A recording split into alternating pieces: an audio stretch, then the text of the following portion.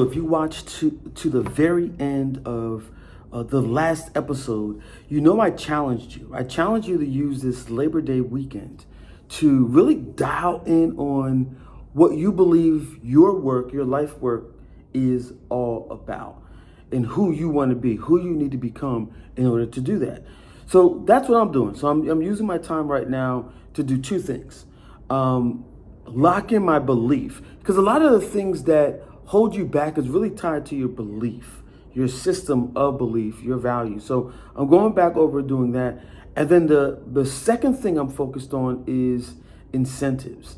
I'm designing incentives for myself and then designing incentives for my team. I have a team of 4 people that are helping me bring this to life.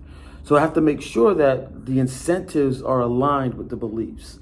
So what does that look like for you? So even if you're not an entrepreneur, or you're not you don't have your own business, or you are just working for someone else, these are two things to really align around. Like, what are your beliefs about where you're at, and then are you incentivized? And how do you design? If you're not satisfied with your incentives, how do you design something new? How do you challenge yourself or challenge the people around you where you work to align those incentives? So that's what I'm doing right now. I'm going to show you really quick this over and over again, but I want to just continue to, hammer this point home about the different layers of questions. So as you see here, this is my first layer of question. This is my second layer of question, my third layer of questioning, my fourth layer of question. I really found, by the fifth layer of questions, that's when the breakthrough really happened. To give you, and what I encourage you to do is get a pen, get a pad, get a pad. Wherever you're at right now, just stop what you're doing and do this exercise. So for belief, what I did was, I'm going to tell you where I started off, and I'm going to tell you where I got, and you're going to see the quality of the question at hand. So I started off, my first question just right off the top was, what's holding me back from going full throttle on outreach? And outreach is just like making contact with strangers about your offer and your business. That's where it started.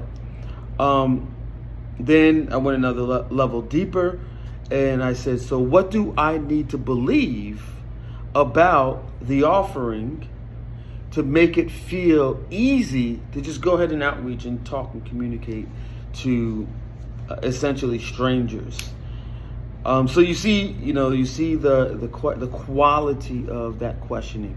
Then the third layer was, what do prospects or strangers need to believe about the experience that I'm offering them to want to invest in the offering? What do the prospects need to believe? So you notice the quality gets a little bit better. Okay, this is the fourth layer. The fourth layer is, what do prospects already believe that the experience is going to amplify, their business beyond what they paid, what they invested into the offering that I'm offering.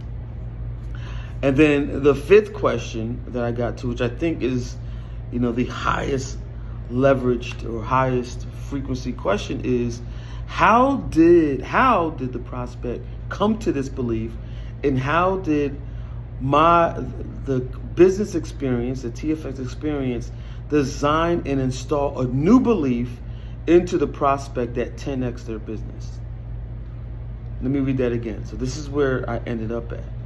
How did the prospect or the stranger come to this belief, and how did the TFX experience design and install a new belief that 10x'd their business?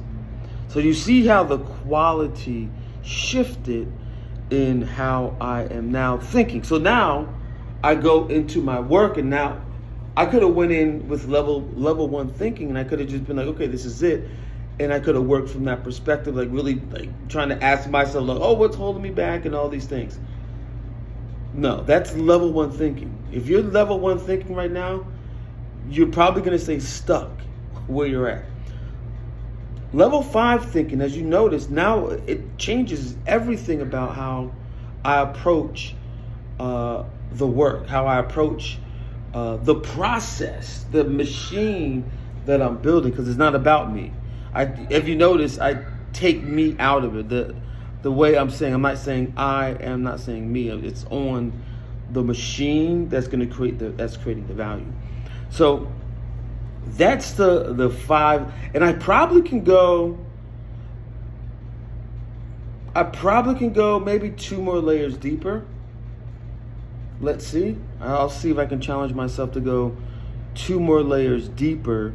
And then what I normally do is once I kind of reset my thinking, then I write it on my sheet here, my document, and I look at it all the time. So whenever I'm doing a certain type of work, I can always have that line of thinking, so I don't drop back down into this level 1 thinking. So what I want you to do is grab your journal, a pen, or you could do this in your Apple Notes, whatever's easier for you. And let me know in the comments if you did that. Let me give you a quick hack on how to get the algorithm of the internet to work with you rather than against you. And I was just explaining to you how I go through these different levels of questions to get to like the essence and the quality of that question to solve a certain problem or to move forward in a certain way. And what happens is I actually went 7 levels deep. So what I showed you, I was 5 levels deep in terms of taking that surface level question, and I went 5 levels deep. And then once I, took some more time, I actually went 2 more levels deep. And the quality of that question, what that does is it creates a frame in my mind. So even when I go onto the internet now, you activate something called your RAS, which is your reticular activating system.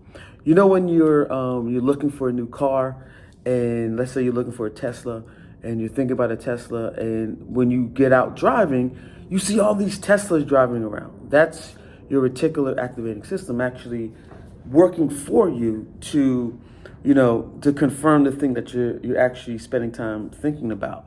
Same thing here. So because I tuned that question, now when I go onto the internet, the algorithm now, as I'm searching for certain things, the algorithm starts to work for me and brings the information that I need to actually move that idea forward. And that information takes shape in different ways. It takes shape in like the person that I'm looking for, the type of person I'm looking for, or just simply just the information itself. And then what I do is I take that information and I begin to design and install that into my protocol, my systems on how I operate. So I hope this is helpful, but I'm getting down into the weeds as I'm doing some soul searching here. And I just wanted to take you through my process as I'm going through it as well. I encourage you to take this extended weekend to really dial in on your purpose. Take some time to do that. I mean, as things are shifting dramatically, understanding your purpose is the biggest asset you can give to yourself, the biggest gift you can give to yourself. Because once you have that, no one can take it away from you, and you can always work towards it. Even if you do have your purpose and you're walking in that purpose, take it to the next level. How can you 10x where you're at right now? So anyway, I'm done for the day. I am heading home. I'm really hungry right now. But if you made it this far in the video, you already know what to do. So with that said, I'm out. Peace.